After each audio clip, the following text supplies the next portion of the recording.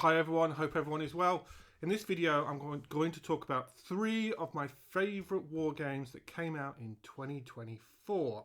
I featured all of these 3 games quite a bit on my channel, and they all cover different historic topics or settings, and they're all quite different to each other. So, and they're not in any particular order, just 3 games that I wanted to highlight from last year. So number 1, or the first game, is Eylau 1807. This is published by Sound of Drums Games. It is the first game in a series of Napoleonic games. It is the Battles of Napoleon Eylau 1807, Volume 1. It is quite a big game. It's a big box. You get a lot of stuff for your money.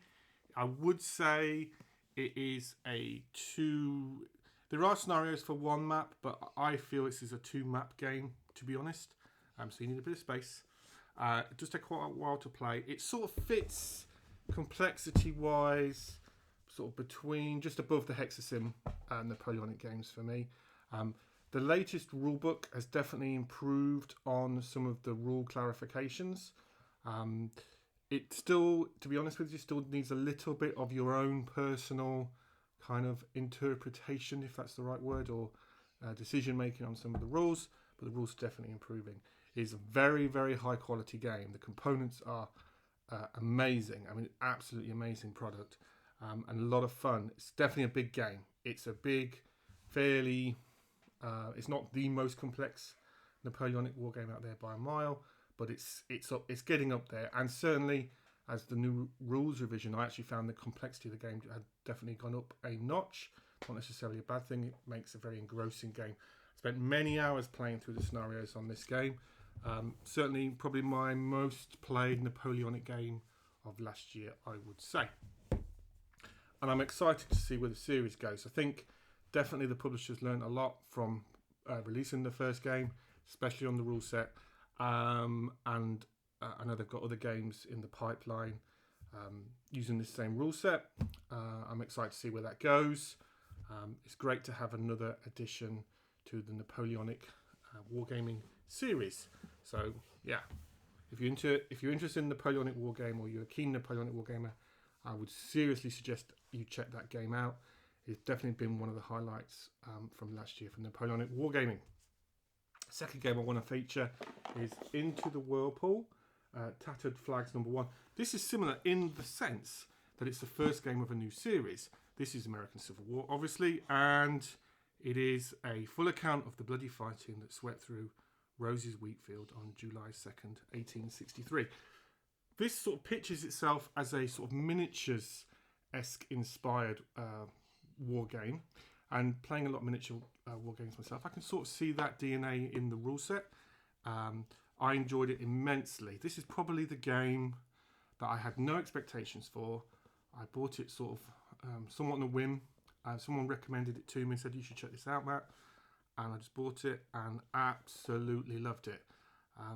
It is very at a tactical, its main focus is at a tactical level. It plays very different than any other hex encounter type war game. It's not a hex encounter game, but it sort of is. It's sort of a hybrid, and it works incredibly well. The thing I also liked about this, is very personal to me, was that in playing this game, I learned a lot about the more tactical level of this part of the Gettysburg battle.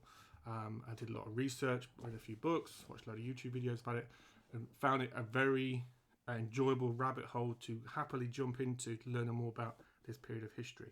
The game features quite a few different scenarios. They're all...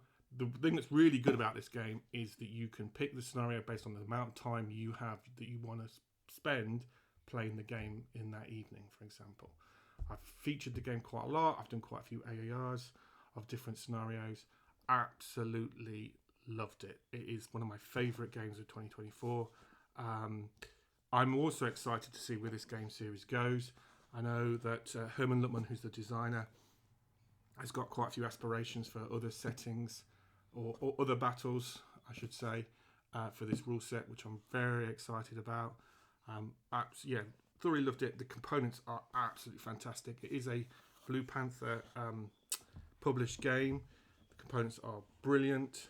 The counters are really interesting how they've done those. Yeah, easily one of my highlights from last year. If you're not familiar with it, I've done quite a few videos on my channel, so please check those out. I can't recommend that game enough. Even if you're not particularly, into wargaming, American Civil War, I think this is a great sort of gateway into that historic period. If you are a keen enthusiast of the American Civil War, and you haven't seen this game, then you absolutely need to check this game out right now. Well, once you finish watching this video, check it out. And then finally, a very different type of game, another different historic period. This is Wings Over the Sea. This is a print and play World War II game, World War II Naval Air Campaigns game, a solitaire game about torpedo and dive bombing operations during World War II. Again, I bought this quite, on a whim from Wargame Vault. It wasn't very expensive. As a creator of print and play games, I like to support other creators of print and play games. So I gave it a punt and absolutely loved it. It is a game sort of similar to Queen of the Skies, that type of solitaire narrative, aircraft type game. You're going to take different planes on missions and campaigns trying to torpedo or bomb enemy ships, and it's very streamlined. Again, this is a great game if you don't have much time or much physical space on your table. So if you want something to set up pretty quick and you want to play through a game, but you've maybe got half an hour or 40 minutes, check this one out. Highly recommended. I think you can only get it on Wargame Vault, but you should definitely check this out. I've reviewed this on my channel and talked about it on my channel, so please check out those videos. So 3 very different types of games, 3 different types of complexity, 3 different historic periods, and 3 different types of gaming experience on your table. If you've got loads of room and you're into Napoleonics, then Eilau 1807. If you've not got hardly any room and not much time, and you enjoy World War II bombing games or solo games, the other thing I would probably say about Wings of the Sea, which I didn't mention actually, is that if you're brand new to solitaire wargaming, and you've heard about or read about these solo narrative type of games, this is a great introduction and not very expensive. It's not very expensive to print out, and it's not expensive to buy. You don't have to make a huge number of components to get this game to the table. I think when I bought it, printed it out, read through the rules in 10 minutes, made some counters in about 10 minutes and started playing, and it was that quick. It's a great gateway game to playing solitaire war games where the focus is on the narrative experience, and as you go in the missions you write down what happens, etc. It's a very, very compelling and fulfilling part of the hobby. Really enjoyed it. So 3 very different games, 3 different historic periods, 3 different levels of complexity, as it were. So I'm always interested in hearing about what your favourite games of 2024 are, and if you've played any of these games, also interested on your thoughts and comments in the comments channel or comments section on the channel as always. And thanks a lot for watching as always. Thank you.